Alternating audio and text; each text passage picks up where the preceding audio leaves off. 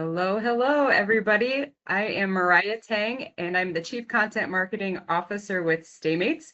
We are so pleased to invite this wonderful panel of individuals from institutions across the U.S. for our webinar today, The Future of Brand Discovery in Higher Education. We're going to do our quick introductions, and then we'll jump right into your questions. Thank you so much to everybody who submitted questions today. We have so many that we might not get through all of them, but we'll include answers to some of them in our wrap up if we don't quite get to them on the call today. So without further ado, let's go down the line. We have with us today Jeff Bunch, the District Director of Communications for Spokane Colleges. We have Jeffrey Harris, the CMO from Sam Houston State University. And we have Kristin Nichols, the CMO of Massachusetts College of Liberal Arts. Thank you, everyone, so much for joining us. Glad to be here. Yeah, great to be here. Great. All right, my friends, let's just jump right into it. We're going to open the first question to the full panel. So whoever wants to answer this, feel free. And then going forward, we'll start with one individual just because we want to get through as many questions as we can. But feel free to jump right in with your answers. So let me pose this question to the group. Are we headed as an industry in higher education towards a future where students never visit a college website directly? And if that's the case, what does SEO or search engine optimization really end up meaning to colleges in a world that's full of generated answers from AI and zero-click experiences? I'm happy to jump in real briefly here and maybe alleviate some people's thoughts here. Is that no, not entirely. I think we're clearly moving into a world where first impressions may no longer happen on the college website.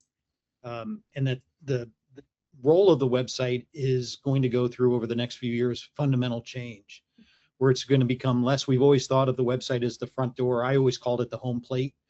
And I think it's going to be less like the home plate or the front door and more like the foundation. And so that the student may encounter us through AI generated answers first. But the answer is only as strong as the content and the structure and the authority that we have on the website. I mean, I never say never, but I think it's a long time before the institution or the .edu website it becomes irrelevant. And the traditional search is still giving them a list of what to learn from, and AI is giving them the answer that they're looking for. So students are spending more time engaging outside the institutional website at first to gain knowledge about an institution. That's what we're seeing right now. But we haven't seen a drop in our traffic on our EDU site. People are still going to the institutional website, and it's still a vital part of the process. And, you know, national surveys and research are still validating that the websites are the front door for now of an institution, and they just need to be structured differently so that when a student is outside the website engaging on a different level, whether it's AI or whatever, that the content is showing up in the answers. And then when they go to the institutional website, the content is structured on the website efficiently so that it matches the experience the student had externally on different websites learning about the college. Yeah, not to repeat anything that was said, but those are great observations. And I think we also are always looking to authority. And as you mentioned, Kristin, the .edu sites already have some built-in authority. I will say also, as someone going through a major website redesign with our organization right now, that we have websites which we don't believe are very good from a structural standpoint as we're migrating over. But yet when I do see if they're being found and how people are coming to visit us and I'm interested in applying, that the website is still a big driver of it. So we have to have that presence out there. So yeah, I agree with everything you all just said. There could be a day of zero click and never visiting a website, but I think we're in such early days that I think there's a lot of ultimate conclusions being put out there that none of us really know, whether it's true, but it's obviously changing very quickly.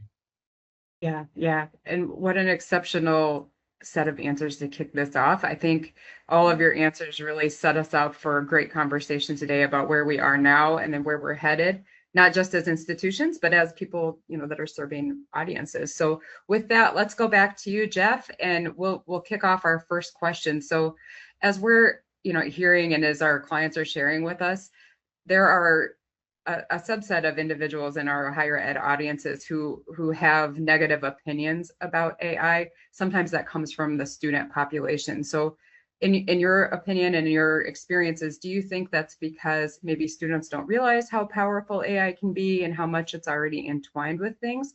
And if that's the case, is it a turn off when they hear that an institution is embracing AI technologies? I think it's both of what you said, and I think they're not realizing how much is already happening behind the scenes. Anyone who was talking with someone about music platforms and how someone really doesn't like their Spotify algorithm, but they really like their old school music platform algorithm. And so I think we have a tendency to just, and students are in this category of, they don't realize how much algorithms, which is just honestly a different kind of expression of AI, and personalization, that's been happening on social media is really out there. So I think the trust factor is the main thing that brings up. And I think we have to be careful because we're seeing very quickly that there's, for prospective student audiences, a lot of fear and distrust in general. And because they're growing up, honestly, in an age of misinformation. So how do we, kind of put out our story in a way that's findable and also authentic? And I think people want to be seen. I think that's something that I've been hearing a lot, that if we may not need everything to be automated and we may not need it all to be hand curated, but it needs to be authentic. And I think people are, especially the younger student population, we call them the traditional students in our community college systems. I think they're very tuned into, oh, that's AI, or that sounds insincere. And you could really, because of that happening on social media and other platforms, they could really, dismiss what they might see as insincere. So I think that's one of the big implications of it. And some people, I just want to share this. I'm not going to say where it was, but there are people working in higher ed institutions that don't want to address AI, and they're working on digital platforms in some cases. And their personal opinion is, I don't like it. So I think it's real for all of us. We're all kind of struggling, with it. Would anybody else want to add on to that question? I don't want to short you on time. You Well, made this is me great. cringe. You made me cringe when you said some people just don't want to deal with it. It's that's kind of putting your head in the sand. In my opinion, it's here, and if you don't deal with it, you're just putting your institution at risk of falling behind in a really competitive environment. So I don't envy the people who work at institutions who are kind of ignoring this and saying, "Oh, that's not the right way to move forward." Yeah, I have to agree with both of you. I think it is like some people, and maybe it's, I see it personally on the content side. A lot of our folks in content are really opposed to using, and I think I can characterize it as, I think that they feel like it's an affront to their profession. Yeah. And I understand that. We're taking steps into having it as a support mechanism for their research. But I think that we can't have our head in the sand. And I know personally for me, the focus hasn't been so much internally using AI within our organization. There are some that are going to be early adopters, and there's some that are not. Not to force that, but it's to recognize that it's a major impact on the way that search is being done, and how it's going to be done even more so in the future. And we have to think about it as we're building content for humans and machines now. And that's an interesting dilemma. Yeah, for sure. Go ahead, Kristin. No, it's just I've kind of, I agree, Jeffrey Harris, exactly. I'm trying to make sure I use the last names because there's two Jeffs, but I had an experience a few weeks ago. I have a Gemini chat agent that's attached to my car. So sometimes I do engage with it. I'll ask it things, and I asked it something about my institution, and it completely hallucinated, saying that we were part of the UMass system so confidently that I was like, oh my gosh, where is this content coming from? So it's not just it, and it's the content that's written for your internal audiences on your site and everything, but it's also what's being written about you on external sites, what's being written on Reddit, what's being written, what's iPad saying, what is niche.com have, and are all of those individual pieces aligned? Because if they are not, you need to figure out, you got to come up with a one set of here's our narrative, here's how we're talking about it, here's who we are, and make sure that not just across your website, but that external sites that are referencing you, that AI is pulling from, is doing the right thing. Because if not, you're up for an hallucination that is going to convince someone of something that is completely inaccurate. And that's my Yeah. biggest worry. And that's something we're working on right now to try and resolve. Yeah, let's go a little deeper on that, Kristin. So as you're coming across these findings, are there themes or are there patterns that you're seeing emerge in the types of content that you're seeing students accessing through AI or coming across? Our user that submitted this question said, such as understanding complex admissions or financial terms, or are there certain types of students or audience members who are relying on that type of content more than others?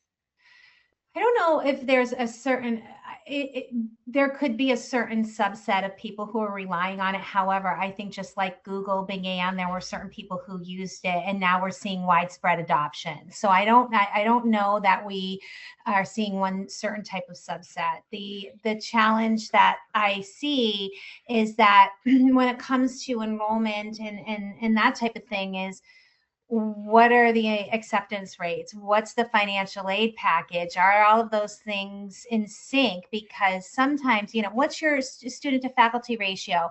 What's your overall class size? How your undergraduate class size, your enrollment size.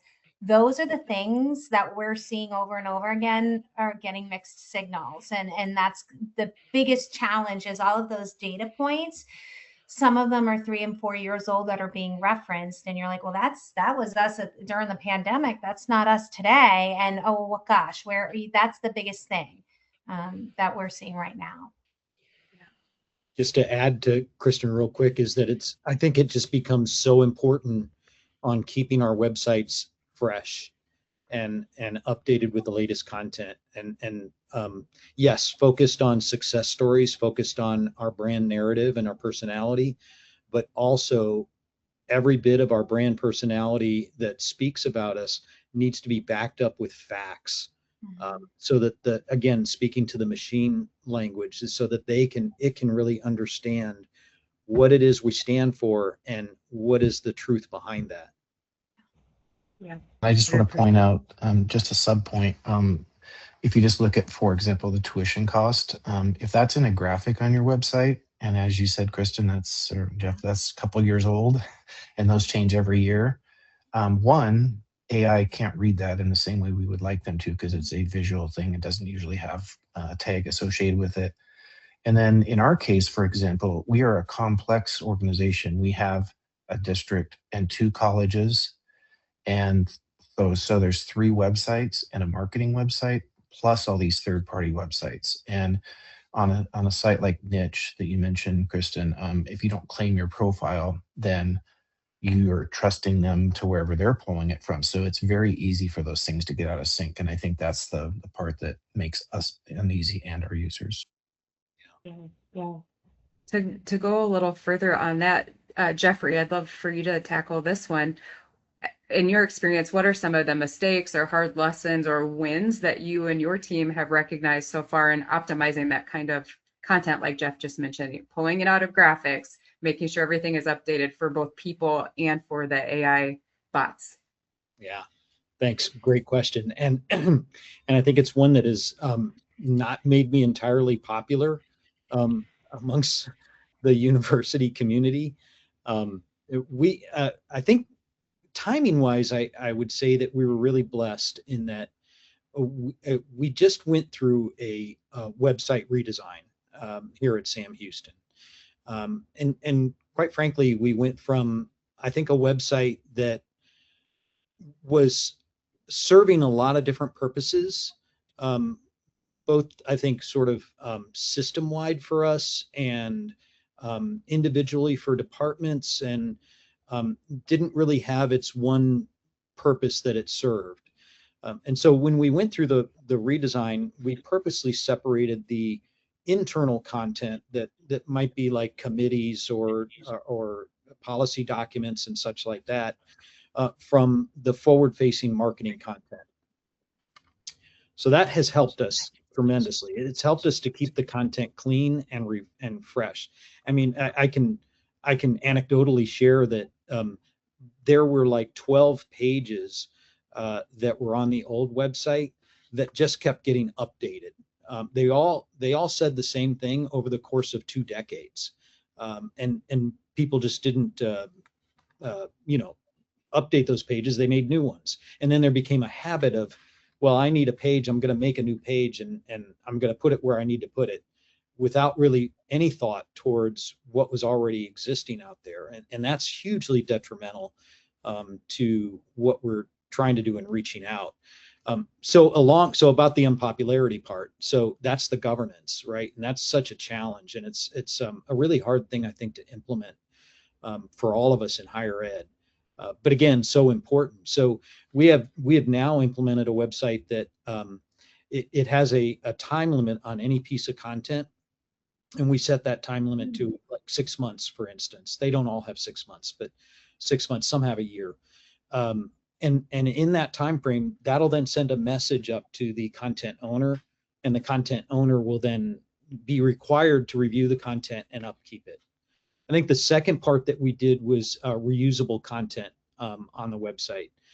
So creating blocks of content that could have one single source and then be used in multiple places.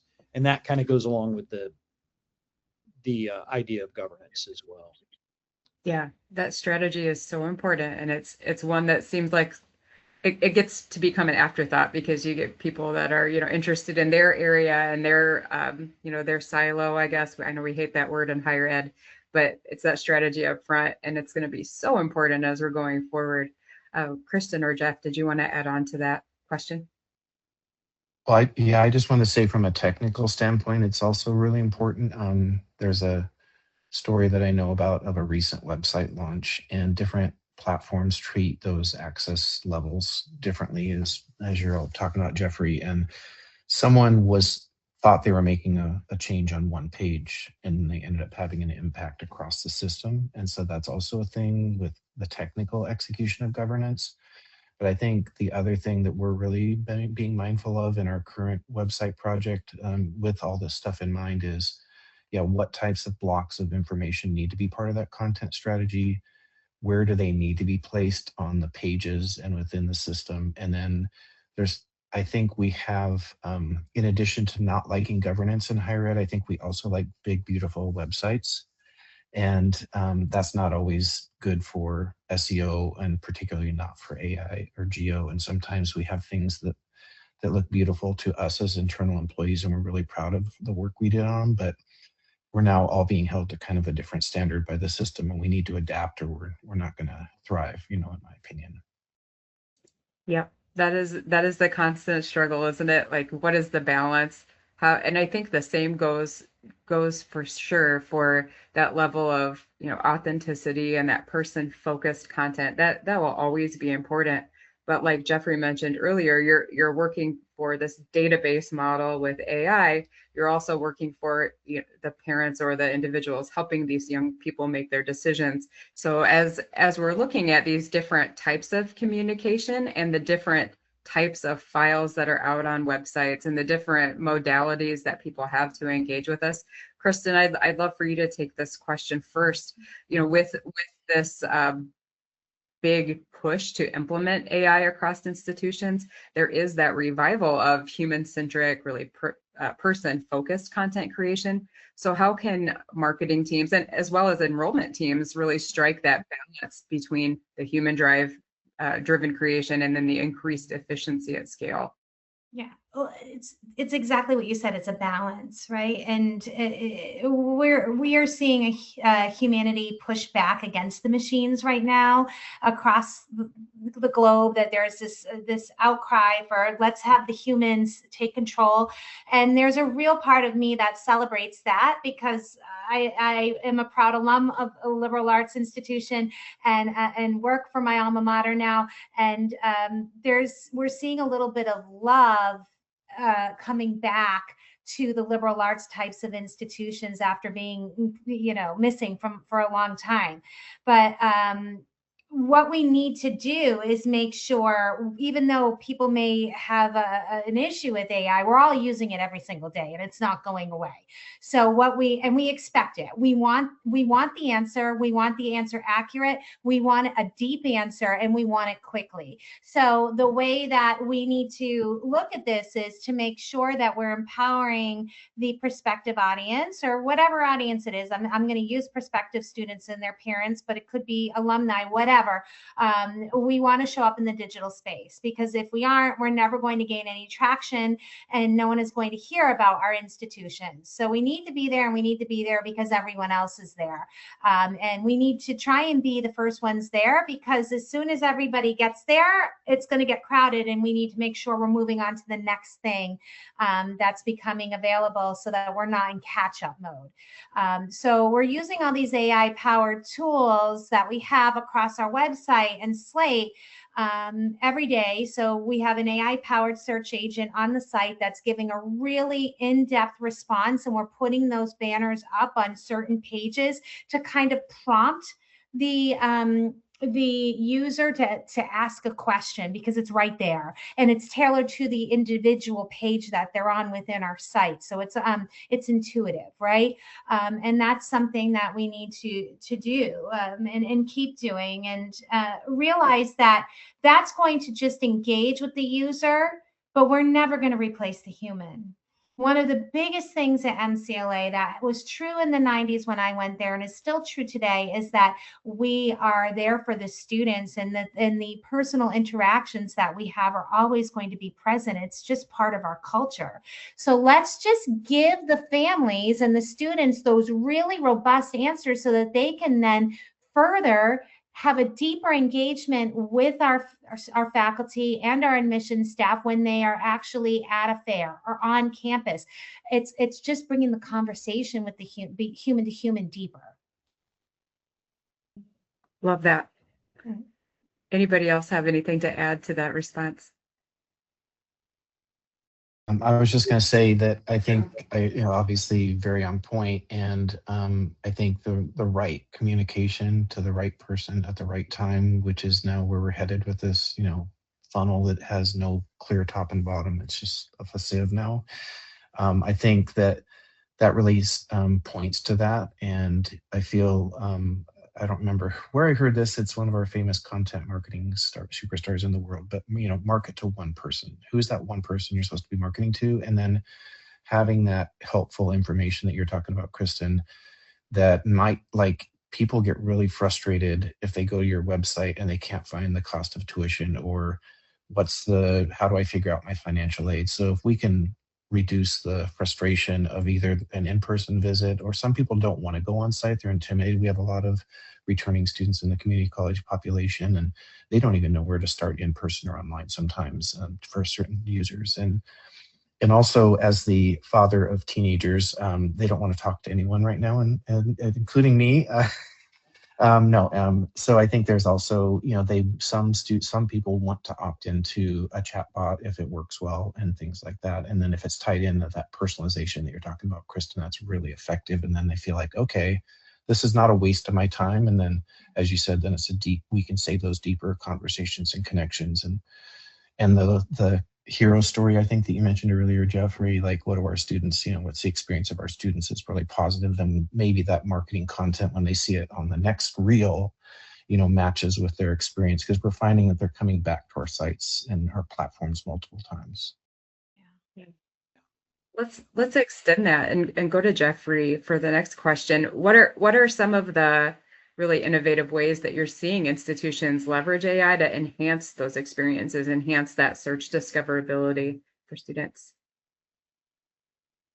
So I think some of the institutions that I'm seeing out there that are really using it well are seeing that it is simply a tool. And I'm going to kind of lean back into what Kristin said there is that it's the human interaction that is key. I share this all the time. Process in higher ed oftentimes gets in the way of good human interaction. I hear it over and over again, is that, oh, the system won't do that, or it won't allow us to do that. And you think about it from a student journey. It might be a prospective student journey coming in, and you're like, gosh darn, why are we making this hard for them? And then oftentimes I hear, well, it's how the system's built. It's, oh, Banner is making us do this. And that's really frustrating. And I think it's really systemic in higher ed across the board. So I always like to think about when we're talking about AI and AI innovation and how that's now having a greater influence in specifically in website design and content development and websites, is to think of it as it's just a tool. And it's something that's going to be hugely impactful, either for us or against us. And it's like any other tool. You've got to be in it to be a part of it and to understand it and to utilize it. But at the end of the day, it's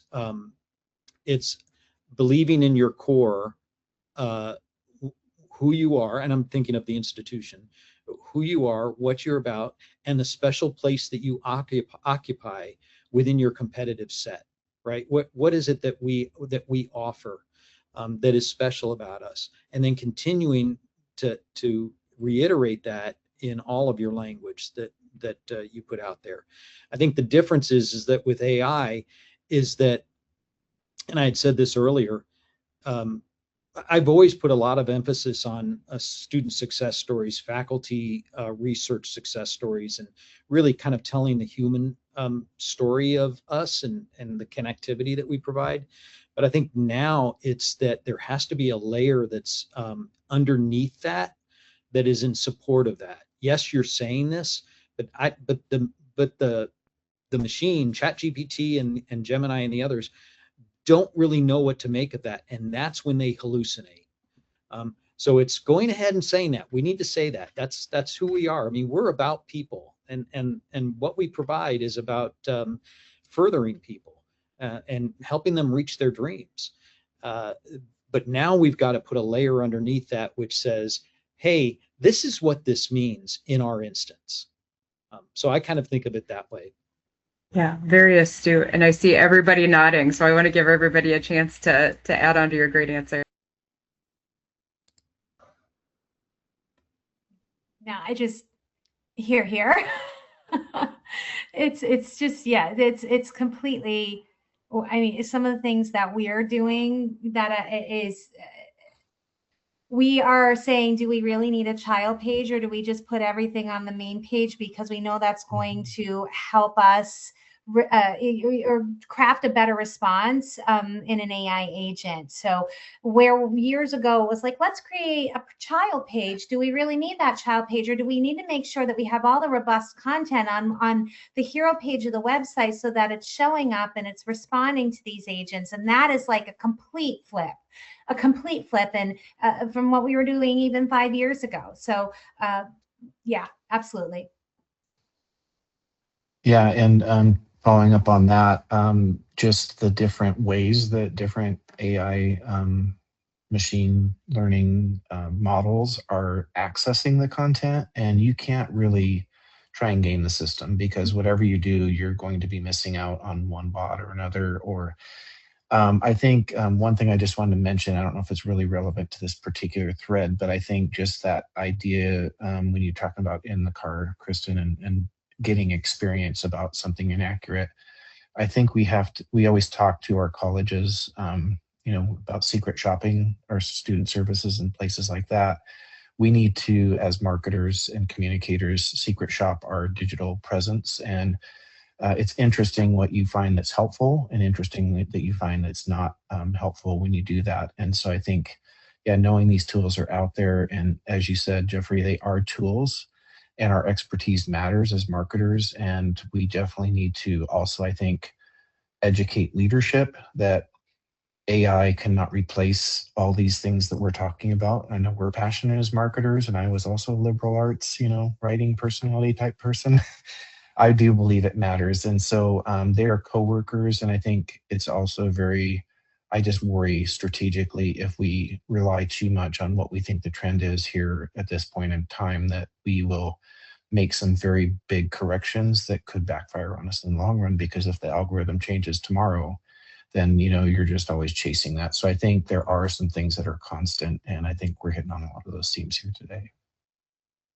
Jeff, I think you're exactly right. I mean, from our perspective as an agency, over a decade in the industry, we've seen so many different cycles. We've seen, the rise of the internet, we've seen the rise of Google, social media, and now AI, and where will this take us? And it feels like, I don't want to sound, too naive or too short-sighted here, but it seems like it always comes back around to what's the best experience for the user. And then those users decide collectively, this is what we want, this is where we can improve, and this is what we expect. And then the bar shifts, but it always comes back to, are we creating content? Are we creating experiences that really serve the intended audiences? And then any new audiences that come down the pike. So yeah, it sounds like all three institutions really are on a great path of, being moderate about the changes you're making, but being really judicious about why you're making those changes. Not just because AI or just because SEO, it's because our students, our parents, our donors are asking, for these better experiences. So on that note, I want to pose this question. As you're looking at your existing marketing and communications teams and the people that you're bringing into your institution, what is the level of AI expertise that you're expecting out of new hires, out of your teams currently? How do you really empower people to keep learning and stay on top of some of these different things? Because there's just so much coming around every single corner. And let's start with Jeff. All right, thank you. Not Jeffrey, right? Okay. Yeah, I think that is just a really it's not an easy answer. In a lot of cases, we have higher ed situations in all departments where a lot of people have stayed for a long time in an organization. And sometimes those people are the quickest adopters because they've seen the frustration over the years. And sometimes the stereotype is they're the ones who, I'm just going to ride this out and I'll retire in 2 years or whatever. But I think in our departments, like you're talking about marketing and communications, I definitely, because I oversee a content team that does everything except graphic design and paid media.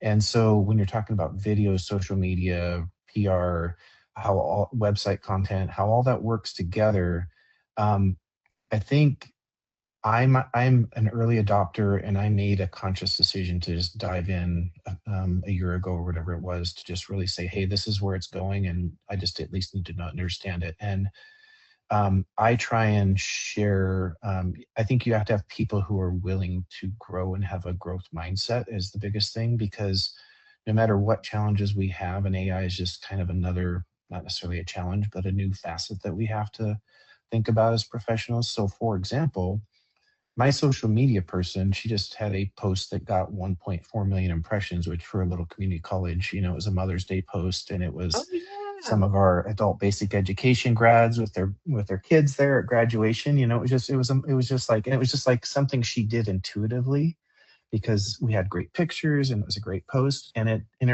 so there's that human thing. the algorithm picked it up. But if she tried to think too hard about using AI and like, how should I write this caption or what, or especially like the graphic designers, I think they're rightfully offended when people say, hey, AI can do your job. I Gosh, yeah. think I think you have to be understanding it and where it's useful to what you were saying, Jeffrey, to help us do our work, but not oversimplifying it and also not over relying on it. And then just telling something I'm really having or consciously doing with leadership is when I bring them, especially research, as we've mentioned, it's really great for research, but I'm very careful to say this is research. This is not like this proposed marketing approach. I'm not saying for the marketing director that they should adapt all this language exactly like it is, but this is a concept and these are audiences. And I do find it's really helpful. I try and tell people, how could you comb through, in our case, information about two distinct audiences? We have 16 to 24 and 25 to 50 who are completely different in a community college setting, and we have more than 100 offerings.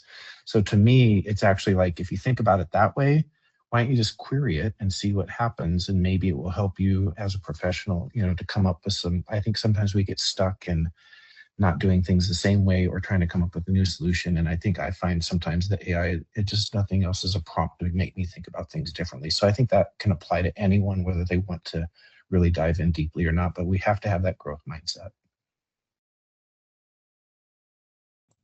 Yeah, 100%. Kristin or Jeffrey, what would you add to that? I think that my team is great in the sense, and I have a small team, but they're all in, which is a huge help. The thing is to just keep educating leadership about why we're doing this, because if they're not in it every day, and they're not marketers, you have to kind of reinforce, bring it to their attention, and then reinforce it several times so that it sticks. Jeff, you make a good mention that examples are important. So I have been serving up examples. I'm like, here's what is being said by AI about us. And it's like, oh, that's not true. Why is that happening? And I'm like, well, we didn't really have a strong web governance for a decade. And there are pages on the site that are old, and it's scraping those pages and offering up a response that is inaccurate. So it all goes back to the web governance and why web governance is important, and why we just can't have people setting pages live without review, or we can't set pages live and then forget to take them down. And I just always say that we have an overgrown garden that hasn't been weeded in a very, very long time. And we have to start in one corner, and it's going to take a long time to weed the garden, but eventually it's going to be beautiful. And we're in that kind of stage now, but to keep reinforcing it and then show improvements. Here's where we started. Here's where we are. Here's where we need to go. That's the type of thing that I constantly do with the leadership team at MCLA. I would just add that's a great example, Kristin. I would just add, for me, so we're in a distributed model here at Sam Houston. So I don't really have, I have a core team of communication people, and they manage some of the high level pages of the website and such. But the majority of the website is managed out in the field, and they don't report up to me. So I like to refer myself not as the chief marketing officer at Sam Houston. I like to refer myself as the chief alignment officer, and trying to lean in on that, because you can't dictate what is the right way to do something and such. So a lot of what we're doing is, and I think it's also that in a distributed model where there are marketing communicators that are out in the field, that many of them are being tasked in so many different ways. And when you think about the priorities they have, or the priorities that they're responding to, website may be not at the top of the list, and website content may not be at the top of the list. So just getting them to think about the importance of website and website content is huge. The way we've been doing that in the model that we're in is through facilitated workshops. So really kind of getting them on the wall with sticky notes and just thinking about what good content is, and having discussions in small groups that's been very helpful. And it takes time. you've kind of got to move through the university, and it takes time. But I think it's, accepting that and understanding that you got to start where you are and move forward from there. Oh yeah, 100%. And you need to trademark that Chief Alignment Officer. I like that. I'm gonna be asking for a title change. No, I'm kidding. As we're thinking through that, and Jeffrey, this popped into my brain. I wanna address this to Kristin first, and then we'll round robin it here. But as we're thinking about meeting people where they are and using that kind of stepwise approach to implementing AI and implementing these changes across our sites and various content, what are some of the ways that Marcom can really use that increased efficiency and that increased discoverability to collaborate with your enrollment and admissions team? What role can you play in those discussions? And I know this can be like a really tenuous situation, so I don't want to get anybody in trouble. But how are your teams, working through those joint discussions to connect with students and to really move them in an authentic way towards enrollment? So I kind of want to expand it beyond admissions and enrollment, if you'll humor me, because Please do, yeah. something that Jeffrey just said, and this kind of weaves nicely, is that our provost was pretty bold, and I've said this before on some other podcasts that I've done. When we started our SEO and AEO strategy project at the beginning of the year, it was around our program pages. We know that students in this day and age are searching for programs. They have a specific major or program in mind more often than not, at least when it comes to MCLA. So we said we're going to tackle the program pages first. And our provost told the faculty, you no longer own your web pages, marketing does. And that caused a lot of strong reactions and emotions, and a lot of people who are like, who is this new Kristin Nichols? And I said, look, my heart is in the right place. But what we were seeing is we needed to have all of that built so that we could get them more prospective, students. And I'm happy to say that even though we had some people that were all in and some people who really pushed back and were like, that's not true. And we worked with them to bring them along. And sometimes we didn't get it right. I will be honest. Sometimes the content, we have very specific niche programs around theater, and the content wasn't right at first. So we said, well, let's work with you. Let's meet so that we can get this right. But the good thing is that it's really hard to track, obviously, because we're in this zero-click environment. But what we're starting to track is once we flipped the program page over, we saw a pop in two things: the program RFI form within 3 to 6 weeks. And then we'd go in Slate and we looked at the program numbers and we saw a pop there. So we were able to go back to the faculty and say, look, more people are looking at your program pages, and that's good, which admissions loved, because we said, now we know what the programs are that students are really interested in. All ships rise with the tide. We'll make sure that every program page gets there eventually.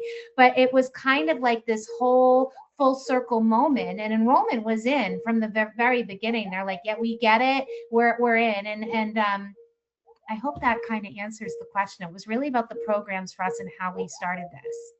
Oh, absolutely. And I love that you were able to inject yourself in there in a way that was authoritative, but also bringing them along. Yeah. And I want to give everybody a chance to answer this, but we like to tell this story to just about every institution we work with when we're either redesigning or doing content projects with teams. There's always a champion. There's always someone out there that raises their hand and says, do my programs first.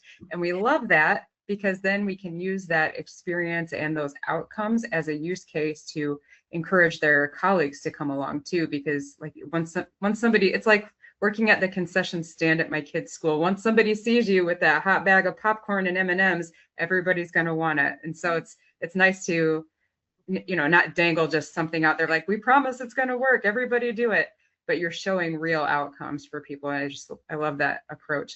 Jeffrey or Jeff, do you want to jump in and go along with that? What are some ways that you're bringing marketing and enrollment and admissions and all of those various teams together? I wanted to jump in just because I feel like we have a superstar team here, and just those champions that you would hope to have. So our leadership at both of our colleges very much supports and understands the new competitive environment, and they actually have been challenging us. Like, do you guys know about this AI and how students are finding? And we're like, yes. And so it was a reminder we had to educate them about what we're doing. But we also, for a small, a small but mighty organization, we have this implementation of Salesforce. And I think a good example for us was people in formerly high demand professional programs, let's say like physical therapy, healthcare ones.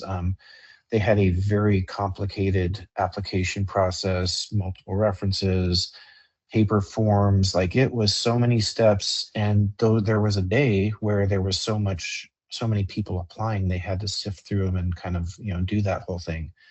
And our CRM team, first of all, in many ways, our project was situated within marketing and communications, and that was a strategic decision. They don't own everything, but they're managed and supervised by a joint supervisor in our department.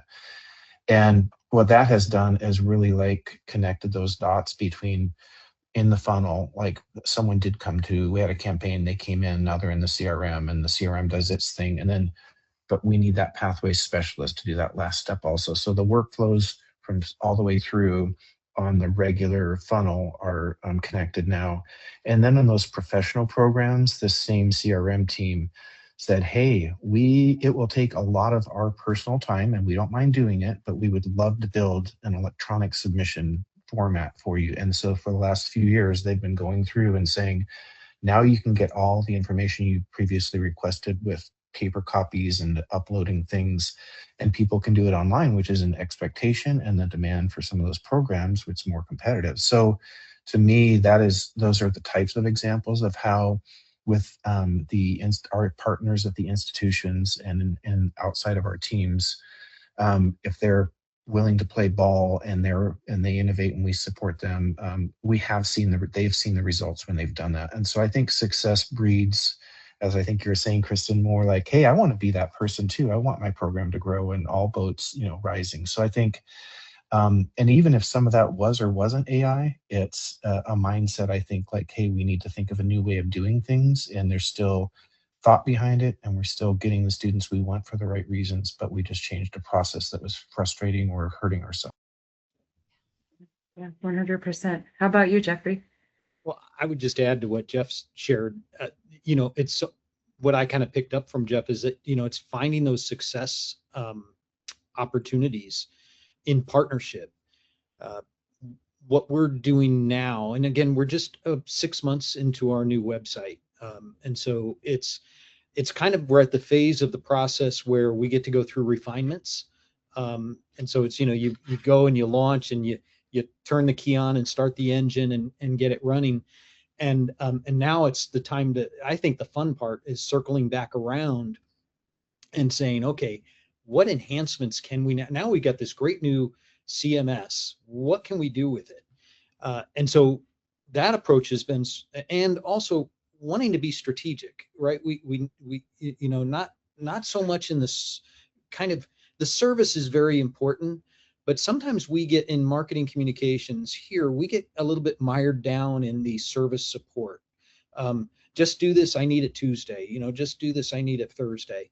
And really need to shift our thinking into how can we provide strategic support for these interactions that are happening, and really put our prowess together on what we can provide. So we've been taking sort of like college by college, and with an invite, and you invite us in and we'll come in, and we start off with an analysis of the current situation and what the marketplace needs, and then we go through the process really like program by program, or at least department by department with those programs, and put a lot of emphasis on the program pages. In fact, I would say that the work that we're doing now is not so much like the college landing page or the department landing page, but it's really down to the meat of what are we saying on the academic program landing page, with that idea of that this is where we need to get facts and truths and stories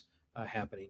So I'd say that's something that we're doing here that's really helping us to bridge that gap between really where the level of importance on the website and the website content needs to be for AI and for people, and raising up that importance within the college areas. And data is key. Data is what's going to help sell our story. Yes, this works. And that's kind of what Kristin was leaning into. Yeah, and I would agree with you, Jeffrey. I love that post-launch time period because it gives you an opportunity to really see, like, one, all of your hard work is now implemented, and two, like you were saying, it gives you a chance to go through and say, okay, now how can we take this to the next level after the initial cleanup? What can we do next to keep this momentum going? And with that, I'd love for you to tackle this next question first. What are some of the lessons learned, or some of the ways that you're now using these AI-driven tools, whether it's chatbots or other engagement methods on your site, to inform your website content or your blog or your social content? What are some of the ways those engagements are happening? How are you capturing those questions and answers? Yeah, and chatbots are I think wonderful. We're using a chatbot as well, and I think one thing that that is very helpful about chatbots is to see the repetitiveness of the questions, because that's going to indicate where content is weak or in need of greater support, or maybe misaligned in its taxonomy. So chatbots definitely of use, and I think also focus groups. I'm a big believer in talking to the students and getting them together and giving them gift cards to find out what they're interested in and what's of value. So those are two really big areas. I would share with everybody listening that we're at the point right now where I've been really, we launched the website in late October, early November last year. And since then, AI has been kind of coming up and taking more of Google search away and becoming part of that. So I got really interested, I think a lot like what Jeff shared. And so I've been sort of researching ever since then. And in that time, the growth of AI and the impact on higher education prospective student search has grown tremendously just in the last 6-7 months. So we're at the point right now where we're looking seriously at what can we implement that's cost effective, that we can manage on our own in the future, that will help us also, I think, in our distributed model of getting people to understand the importance of content and then giving them the tool that they need to help move that forward. So I've been looking at different tools that are out there to implement as a part of the website. Like we would have like a tool for SEO or keyword research or what have you. Now I think the time is to, and I think it's the perfect time that we've just gone through the launch, but now is the time to really think about, all right, what do we need to put in place so that we can move forward in a positive way with what language models are looking at. So I would say it's a really key time for that. Yeah, so many connectors, so many different tools that didn't exist 3 years ago, and so many ways to use them, use existing models that are updating themselves. Again, on this question, I saw a lot of nodding. So Kristin or Jeff, do you have anything that you'd like to add about how you're using AI-driven tools to, upcycle your content or optimize? Yeah. Jeffrey, we just launched our website right before Thanksgiving. So I feel like you and I are on this. Yeah, same timeline. We didn't do the whole site though. We did a facelift of the main pages, and now what we're doing is going section by section to take the new design and implement that internally. So but doing the same type of thing, like where are the gaps and where do we need to go? And we're having that same process play out, and it's eye-opening. I think it's eye-opening more than anything, about the evolution that we're in the middle of, and how we need to get to a better place. But it's fun work. We're enjoying it, and we're having a lot of spirited conversations and brainstorms about what we need to do section by section of the website. Yeah, and just I know we're coming up. Sorry, go ahead, Jeffrey. No, Jeff, please.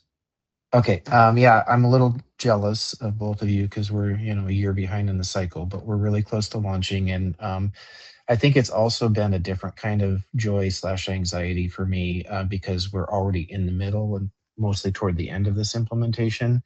And what have we done? How much, for example, our CMS is ready today as you're implementing to have those tools built in natively, which is still kind of a developing field.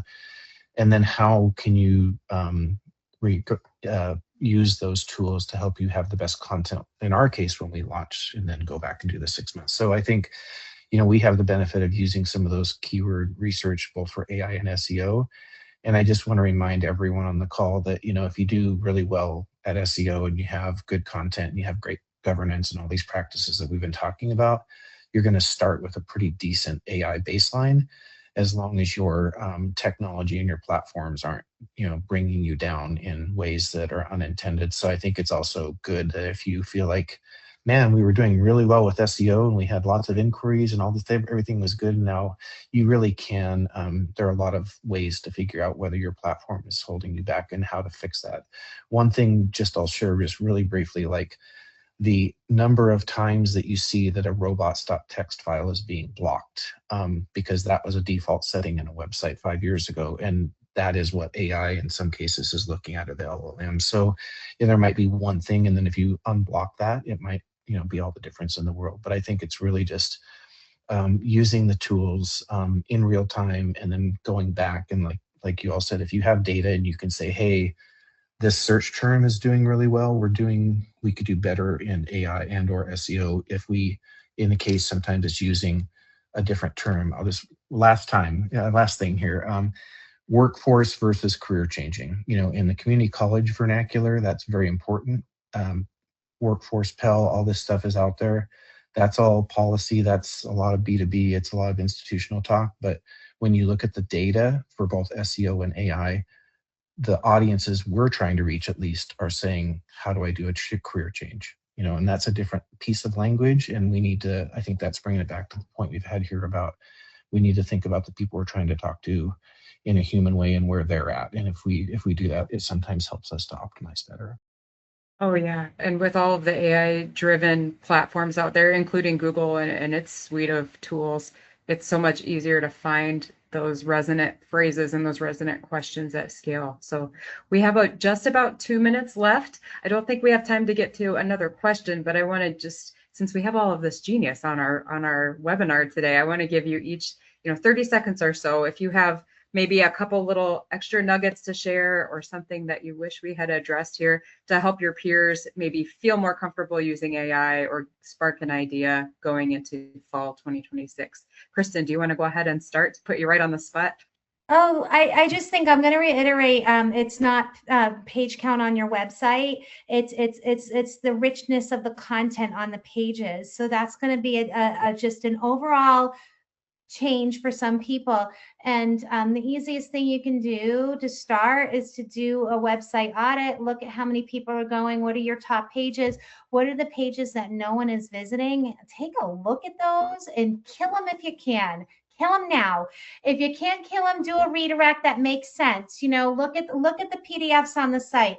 Are they going to be scrapable? Those are it's not glamorous work.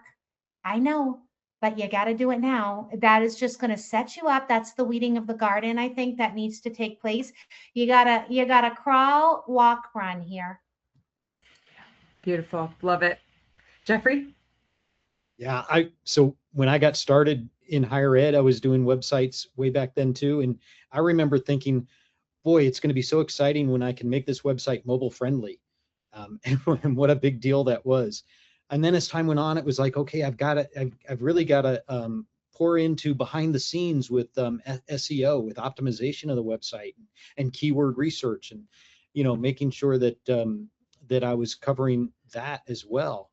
And so what I would say now is that the crux of it, and it's really what Kristin was saying as well, is that it's making sure that you have compelling content that speaks truth to who you are, right? At the end of the day, it's that. The difference, I think, though, is that the thought now has to change from I'm getting somebody to my website and I get to count that, and that's a huge plus, to I'm getting mentioned out in front of the website in these tools that are out there like chat, and it's accurate information and it's valuable information. So it's really kind of extended, in my view, it's extended forward from the website. Doesn't diminish the importance of the website at all. If actually it increases the importance of it. But it's a new metric, and it's now extended out forward. All right, well, that's Yes, perfect. and Jeff, go ahead and take us home. 15 seconds. Optimize You got it. everywhere, and to follow up, PR and social media are also really good trust signals and where you can get a lot of work done.